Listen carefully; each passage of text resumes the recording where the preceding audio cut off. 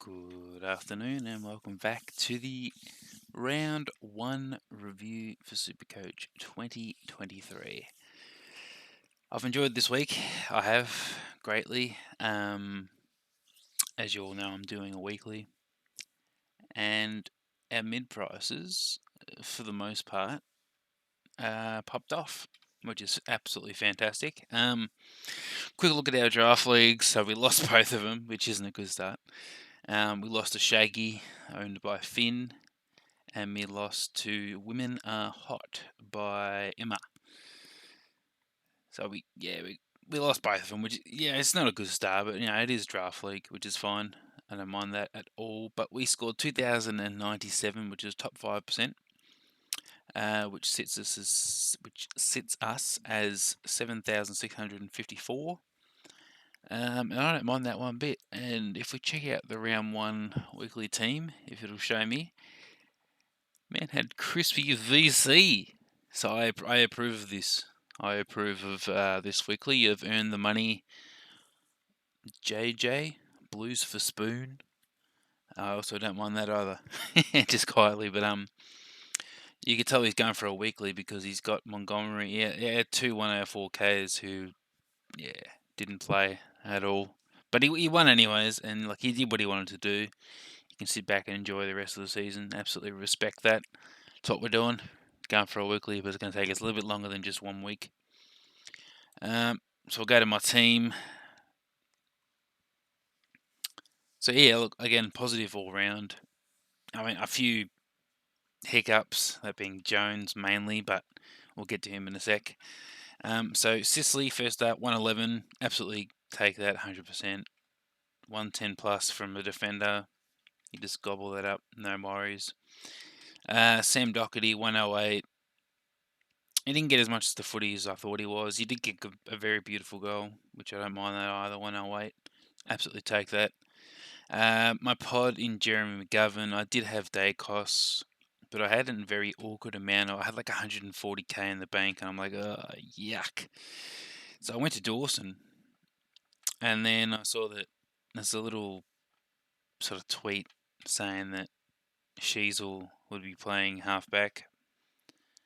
And so, like most people with very low brain cells, we hopped at that opportunity, and I grabbed Sheasel over Davey.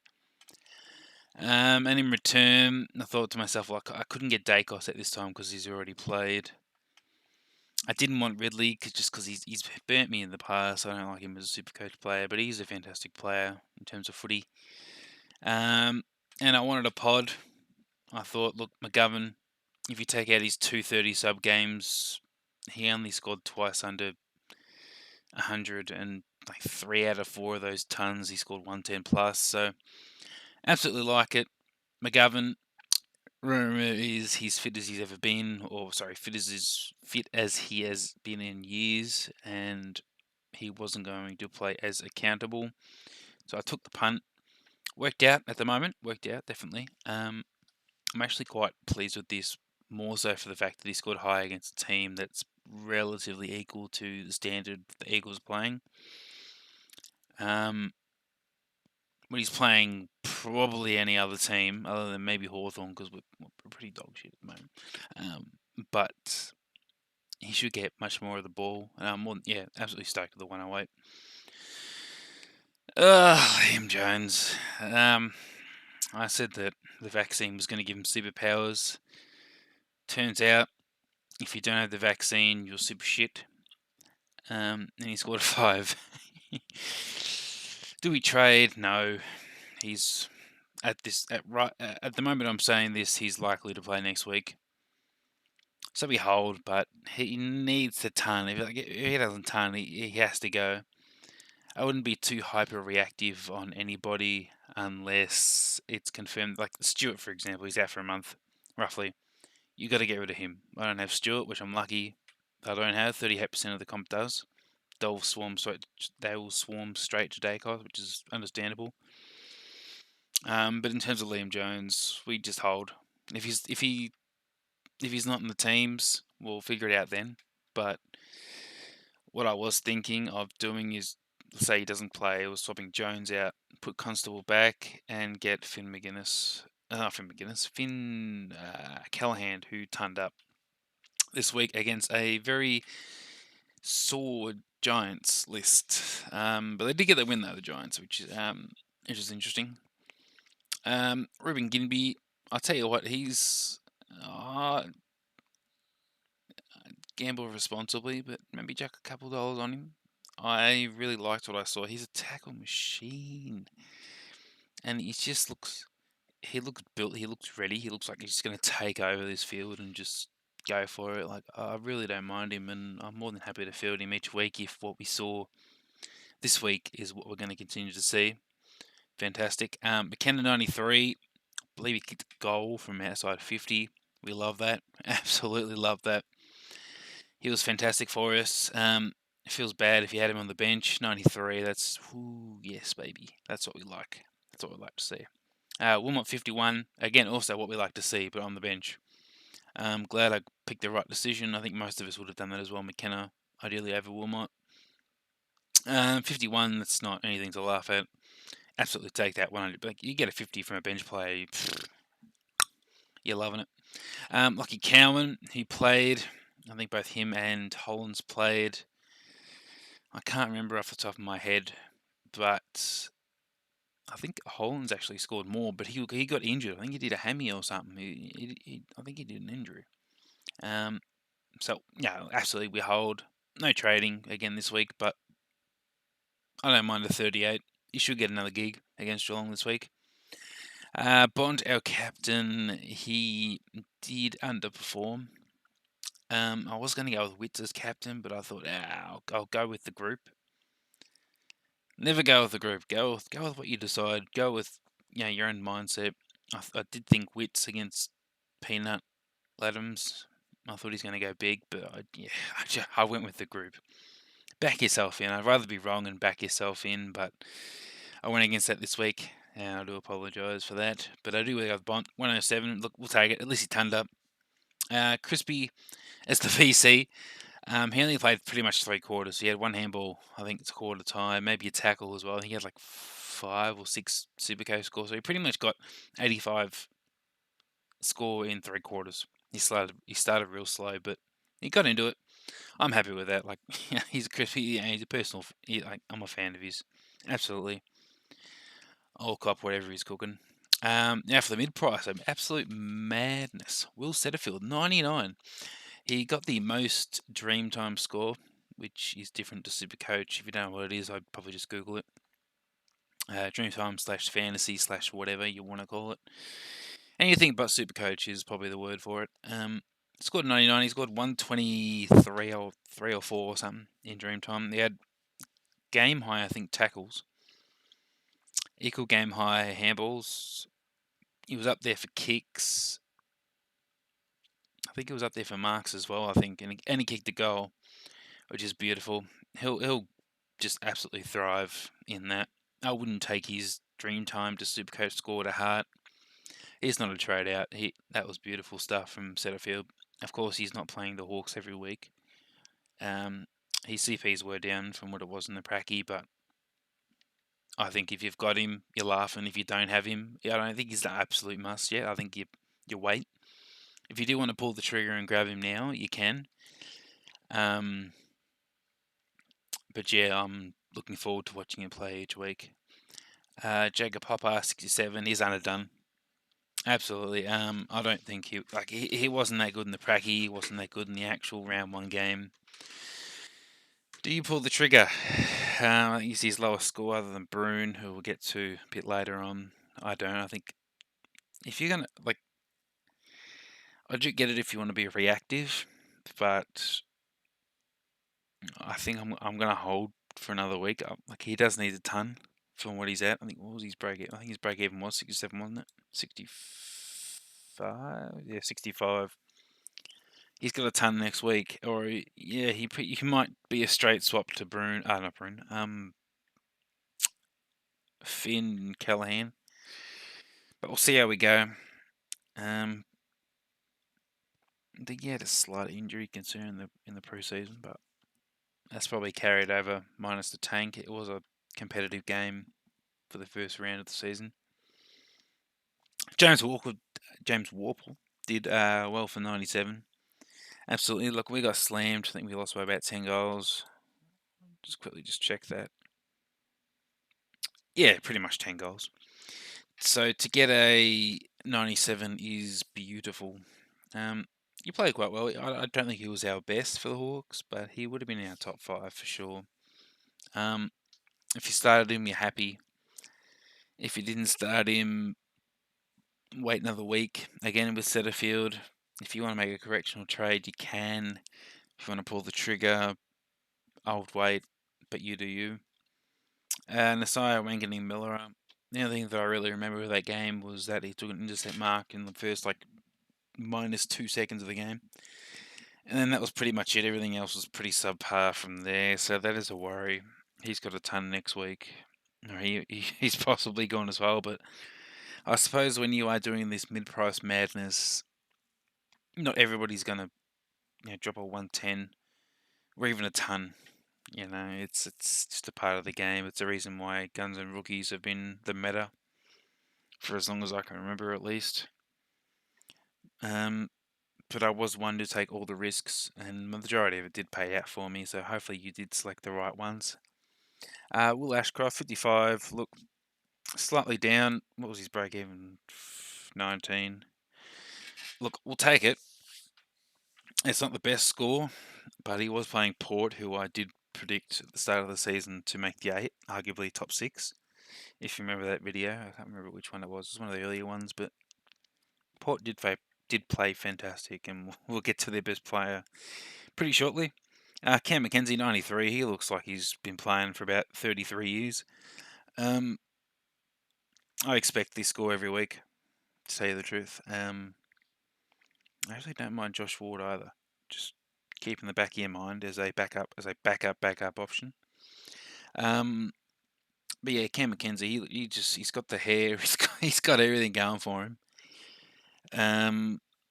If you didn't have him on field, I'd probably try and find a way to get him on field. If you don't have him at all, I would probably seriously consider your life choices. But if you do have him on field like myself, you cop the 93, you're stoked with that. You just put him away, sleep tight.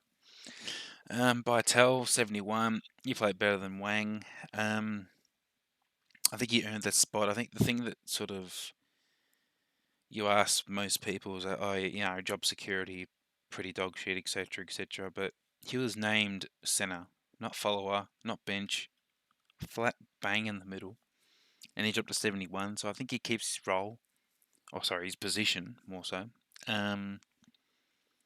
He's one I'm actually quite happy with, and more than happy just to keep on the bench. He'll play next week. I can't see him not. Saints win. Almost a ton. So, I say almost in those quotation marks, but I'm happy with it. Happy with Bytel. Constable 56. So we had a pretty shit Supercoach to Dream Team ratio. I think you dropped a 94 or something in Dream Time and a 56 to Supercoach. They get 25 touches and no, he had more than 25. I think he had 27 touches and 26 kicks, which hurts. It's great for those who have him on the bench like myself and not on field. Unless you had him over Jones, then you would have been laughing. There's probably one person out there that did, but for the most part, I think most of us, you either had him on field with Jones or you had him on the bench like myself, and then Jones on field. So he'll keep his spot. He had plenty of the ball. It's just Swans. They are a difficult team. If you play into their strengths, which I think Gold Coast did from the very limited game time that I saw. But yeah, I'm happy with Constable. 56, absolutely work with that. Oscar Baker, 43. Didn't watch this game. You take it. It's not ideal, but you take it. Was he break even 20? Break even's 2. Yeah, look, he'll keep his spot. I can't see anybody else taking it. Of course, the doggies do need to lift. But I think Baker's fine. I wouldn't worry too much. If it is that Baker is dropped, then we'll work on it then. But right now, as it stands, I'm happy with him on the bench. Ruck's not Lloyd Meek. He's coming up. Jared Witt's 140. He was fantastic. Did everything right. He had 27 touches and a behind. Could have been a goal. Could have been more. Yeah, he was perfect round one against Ladhams and whoever else they had in the ruck. I'm not even sure, but he did what I expected and a worthy pick. Lloyd Meek. You're probably wondering, oh, hang on a minute, you had Tim English. Or what happened? Why do you got Meek? Well, if you've been watching my first video, I think it was my first or second video for Supercoach for this season, I said that the Hawks' best trading was Lloyd Meek. I thought he was an absolute. I thought he was the best. Yeah, the best trade for the whole, like for all clubs. I rate Lloyd Meek highly. And when I checked the teams earlier today, I made a promise that if I saw Lloyd Meek as R1 over Reeves, I would start him no matter what. Now, I don't make many promises in life, but when I do, I keep them, even if it fucks me over. Lloyd Meek was one of the few that I do. I saw him as R1, saw him named, so I traded out English for Lloyd Meek, which obviously didn't work out. I think English scored like 130. But I think the teams were sort of a bit scuffed because when I actually saw the teams again with like 15 minutes to go, it showed Josh Ward in the ruck. I'm thinking, shit, this kid's going to score 300. Yeah, look, he was scuffed. But when I did see it, I honestly did see Lloyd Meek in the ruck. I'm not just saying that to reach because I am a Hawthorn supporter. I did honestly see him as the R1 when it was named. So look, I'll write it out. I'll happily cop whatever it is from Meek. I think he'll get better over time. I thought he was quite good. Needed to work a little bit on his ruck taps, but around the ground stuff, I didn't mind that at all whatsoever. Nick Madden, our loop. We didn't need him this week, but I don't think any of the other options. I don't think Samson Ryan played. I don't think McAndrews played. I think it was a sub McAndrews, and I don't think he got used. So the loop at this stage is the right option. If for whatever reason you still have money on the ruck bench, I'd probably. I mean, you got to hold this week, and then if you need to make the downgrade, I can't see those two that I've mentioned earlier making too much coin. As sad as it is, I think the loop is the best option for the season as it stands. Cogs 143. I think he was our top. He was a top scorer. Yeah, he was. He was our top scorer for the day. Giants are in heaps of pain. They won, but I think Green cramped up badly. Josh Kelly off with the sub. I think he got a concussion. I don't think he's playing next week. If he's got Josh Kelly, you're in a bit of trouble. Perryman went down in about 3 seconds of the game with a hammy. And yeah, I think that was sort of it. I don't think there was anything else from the Giants side. But yeah, look, Cogs 143. He was fantastic. Absolutely perfect start. As I cannot start Dunkley, who also sort of bombed the start over the line. So as my F1, could not be any more happier with what I've got. And hopefully those out there have got Cogs in there somewhere. Rosie 97, absolutely copped that. I don't mind that at all whatsoever. Almost a ton. You love that from your forwards who aren't playing forwards. They pants the Lions, I think.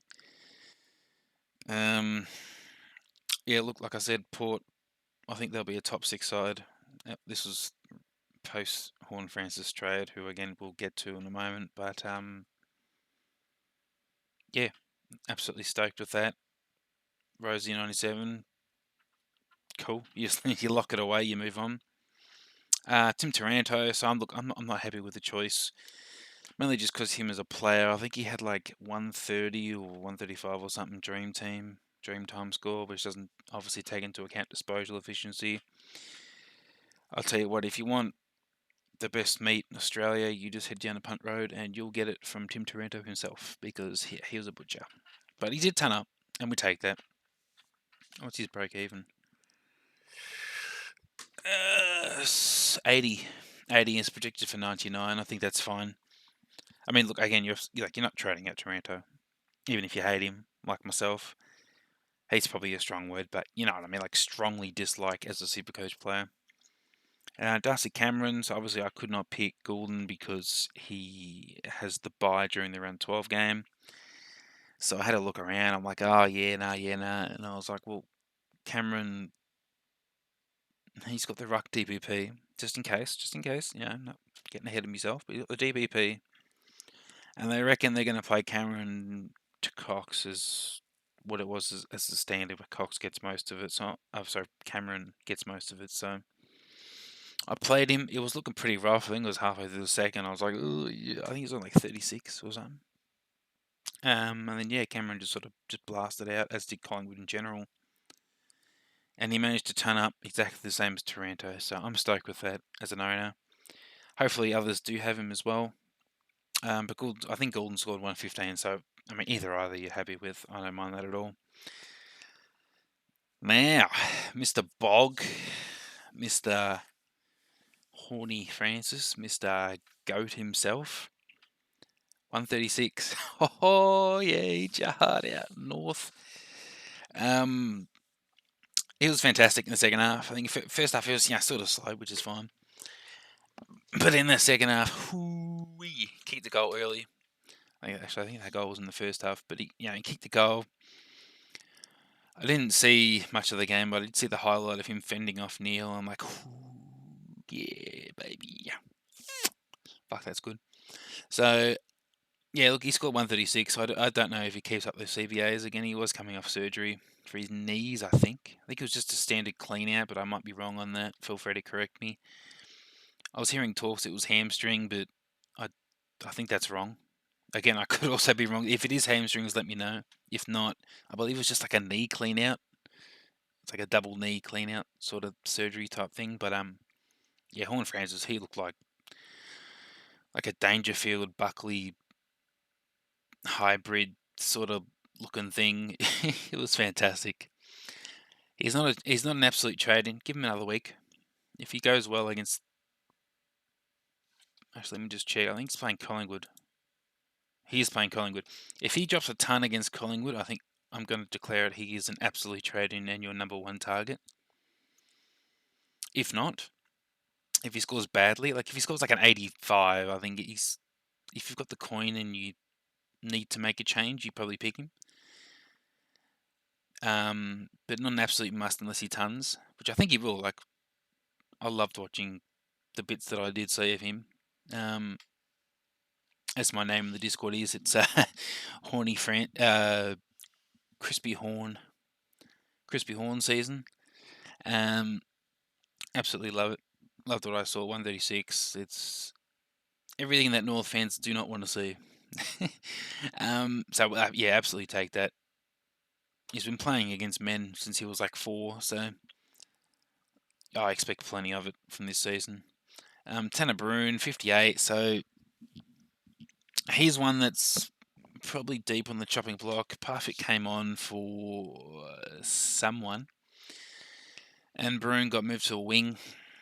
You could argue that's partially tank related, which I don't disagree with. You could also, it's just that GWS sort of leftovers that's in his system that Geelong need to wean out of him because nobody likes a bit of GWS in him. But he is seriously on the watch. He's on the watch list. We'll find a way to trade him out if he drops another sub. I want to say sub 90. Like he's got to drop a 90 for that price at a minimum, and even then he's probably still in the chopping block. We'll say a ton. If as I say in my draft leagues, if it's not a ton, I don't want none, as it rhymes. He's got a ton up. We'll say that he's got a ton. So just keep an eye out for him. Harry Sheasel, so he was a last-minute trade-in after I heard that he was going to be playing half-back for the game.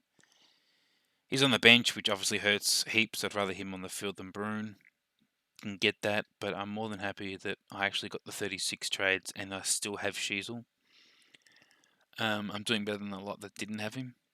Played the half-back, absolute goal, or seagull, goal roll. which I love.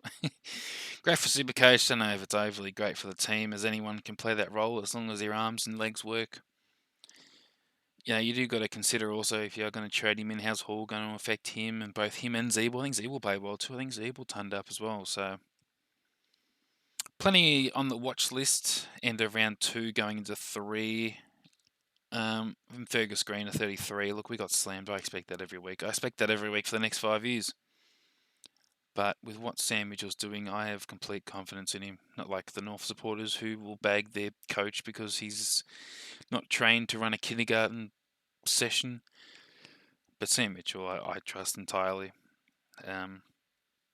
5, 10, 15 years, I believe he's got everything that is required to turn us into a top 8 team. As most competent Hawks supporters, yeah, it's a tongue twister, have. So I think we do believe in him. It's going to be a rough road, and if you are a Hawk supporter and you watch this video, don't really be doing too much, Sam Mitchell. Like, I get it, but any coach has never, I don't think ever, just immediately turned a bottom 8 team into a top 8 team. But Fergie, I did like him. I did like what he did when he had the ball. We subbed out Cozy, I think, for a smaller forward line. I don't think that helped at all with Fergie. But that's fine either way. I mean, look, we'll cop it on the bench. I'll check right now. I don't know what Davey scored because obviously I did trade him out for Sheasel.